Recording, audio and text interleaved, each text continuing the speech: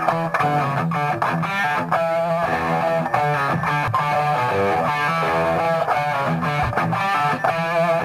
et bienvenue sur Actu du VTT et du GPS. Aujourd'hui on va parler de la mise à jour des Mio Cyclo du 300 au 500 et plus exactement jusqu'au 505 HC. Alors qu'est-ce qui s'est véritablement passé? Eh bien si la fonction Bluetooth présente sur les séries 500 était à l'heure actuelle muette, eh bien aujourd'hui elle a été activée pour différentes choses qui vont être la gestion des smartphones, mais la prise en charge également de tout ce qui pourra être capteur fonctionnant en Bluetooth, ceinture, capteur de vitesse, etc. etc. Alors, qu'est-ce qu'il faut faire pour mettre à jour nos différents appareils? Il vous suffira tout simplement de vous connecter à votre ordinateur, d'ouvrir la page MioShare, et puis d'effectuer les différentes mises à jour. Une fois que vous aurez effectué les mises à jour, qu'est-ce que vous allez pouvoir constater? Que l'on soit sur la version 305 ou la version 505, eh bien l'écran d'accueil va être légèrement différent. Nous sommes en présence d'un GPS qui n'a pas de fonction Bluetooth. On pourra distinguer que sur le bas de l'écran, eh bien nous n'avons pas les deux fonctionnalités que nous avons sur le 505 par exemple.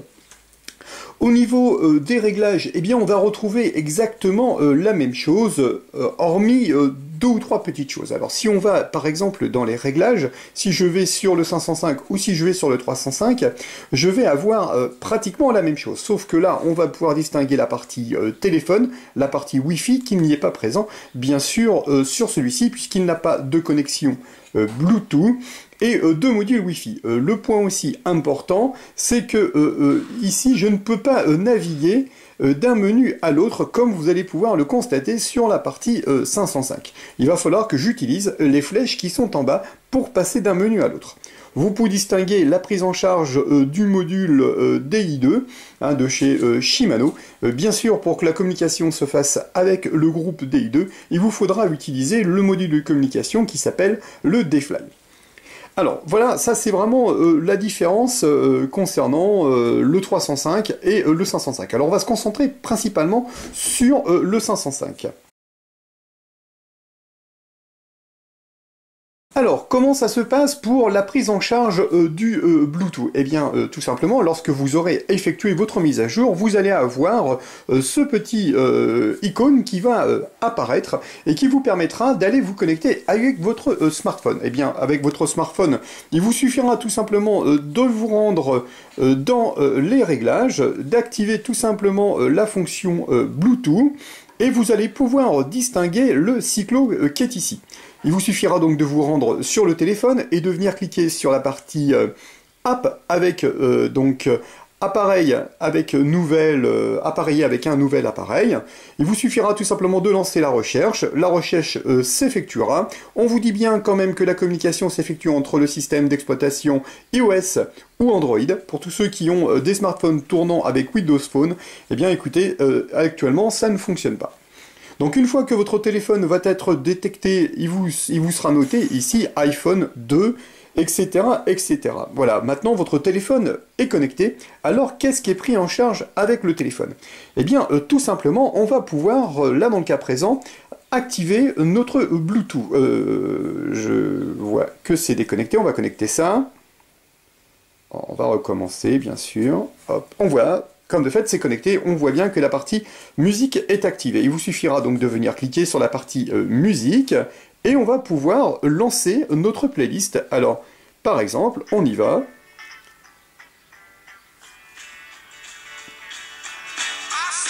Voilà. Je vais pouvoir bien sûr couper ma musique, passer à la plage suivante, etc., etc. Et je vais pouvoir effectuer tout ça en laissant tout simplement mon téléphone dans mon sac à dos.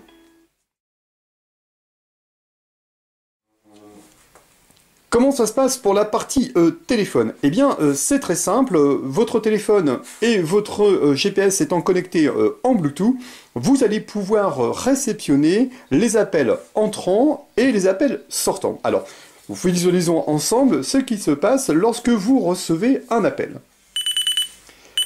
Au moment où vous recevez un appel, votre GPS vous indiquera comme quoi vous avez reçu. Il vous suffira tout simplement, lorsque vous êtes connecté avec un casque en Bluetooth, de pouvoir rappeler la personne. Là donc à présent, j'ai volontairement pas décroché. Qu'est-ce qui va se passer? Eh bien écoutez, du fait qu'on m'a appelé, on voit apparaître ici un petit chiffre, le chiffre 1. J'étais dans une descente, j'ai pas pu décrocher, je souhaite rappeler mon appel. Eh bien écoutez, je viens tout simplement cliquer sur la fonction, je rappuie sur l'élément et aussitôt, je vais pouvoir rappeler mon contact. Une fois que j'ai contacté mon contact, eh bien, il me suffira tout simplement de venir raccrocher et on voit que le numéro qui était ici, qui était passé à 1, est maintenant passé à 0. Ça, c'est vraiment une utilisation très intéressante de la fonction Bluetooth. Alors que vous soyez sous iOS ou sous Android, eh bien, vous n'aurez pas les mêmes fonctionnalités. À l'heure actuelle, sous Android, vous pouvez tout faire, c'est-à-dire recevoir des appels, et recevoir des SMS, composer des SMS, pour tous ceux qui sont, et bien sûr la gestion de la musique, et pour tous ceux qui sont sous iOS, aujourd'hui vous pouvez recevoir des appels, répondre, vous pouvez rappeler votre contact et gérer la musique. Par contre, pour tout ce qui est partie SMS, eh bien écoutez, ce n'est pas fonctionnel aujourd'hui, probablement dans une future mise à jour.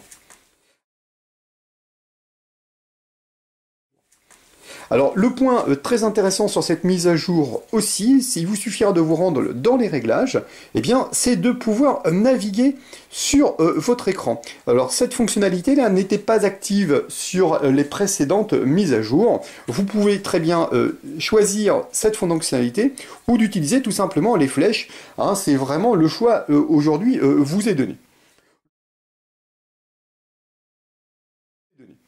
Le point intéressant aussi, c'est la partie « Où suis-je ?» Ça vous permettra très rapidement de venir vous géolocaliser. Alors lorsque vous êtes en train de rouler et que vous n'avez pas nécessairement utilisé de parcours, eh bien ça vous permettra d'utiliser, donc d'avoir exactement à l'endroit où vous vous trouvez et d'avoir les coordonnées GPS par exemple. En cas d'accident, on pourra vous trouver très facilement. Amélioration importante aussi, c'est la prise en charge des home trainers ayant la fonction AN+. Alors, quel est l'intérêt? Eh bien, lorsque vous aurez lancé un parcours, enfin connecté votre GPS à votre home trainer ayant une fonction AN+, et que vous allez lancer un parcours, eh bien, le home trainer et le GPS vont rentrer en communication, et lorsque vous serez en train de randonner et monter une côte, eh bien, le home trainer opposera une certaine résistance et vous donnera véritablement la sensation de vous situer dans une côte. Et écoutez, ça c'est un point vraiment très intéressant pour tous ceux qui souhaitent s'entraîner à l'intérieur sur les périodes hivernales. Vous aurez vraiment la sensation d'être sur le vrai parcours. C'est aussi la possibilité, eh bien, écoutez, de télécharger certaines étapes du Tour de France et bien, et les refaire tout simplement à la maison. Alors le point aussi important bien sûr c'est la gestion du DI2. Alors là aujourd'hui le DI2 est exclusivement dédié au vélo de route puisqu'on va y retrouver par exemple pour les cassettes 10 et 11 vitesses. On va retrouver le type de cassette que vous avez monté. Alors là donc à présent on est sur du 11-23 hein, bien sûr. On va retrouver tout de suite aussi les différents pédaliers. Alors tout ça c'est vraiment des choses. Et là donc à présent si on était enregistré avec un système DI2, eh bien écoutez j'aurais le pourcentage de ma batterie, chose que bien sûr je peux programmer, visualiser dans mon tableau de bord et on va voir ça tout à l'heure. Voilà, ça c'est vraiment des points importants. Alors autre chose vraiment très important dans cette mise à jour, eh bien c'est le thème de la carte. Alors qu'est-ce que c'est que le thème de la carte? Eh bien c'est le fond de la couleur de la carte. Alors je vais vous remettre la carte en format original, voilà, on vous le propose ici. Donc alors en fonction du niveau d'ensoleillement, eh bien c'est un choix qui peut s'avérer absolument judicieux. Là donc à présent je vais prendre brouillard. Donc on a un fond de carte, je vais prendre allez, rouille par exemple, on voit un autre fond de carte, donc ça vraiment, vous allez pouvoir l'adapter en fonction de la luminosité ou du type de terrain sur lequel vous êtes. Et bien écoutez, je vous laisse découvrir vraiment de l'ajuster en fonction de vos besoins, de votre rendu et puis de votre préférence tout simplement. De la navigation, et bien écoutez, là de nouveau, on va pouvoir visualiser nos parcours vraiment de très très bien. Donc c'est-à-dire là, on va avoir comme toujours notre profil. Hop, voilà notre profil. On va pouvoir naviguer dans notre profil.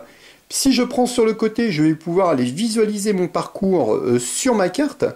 Hein, toujours cette double fonctionnalité, on va avoir bien sûr les différentes informations hein, qui vont être la longueur, la pente moyenne, l'ascension, etc., etc. Donc ça c'est vraiment très très bien, moi je trouve vraiment ça absolument bien fait. Écoutez, en plus ça ne bug pas, c'est vraiment très très bien.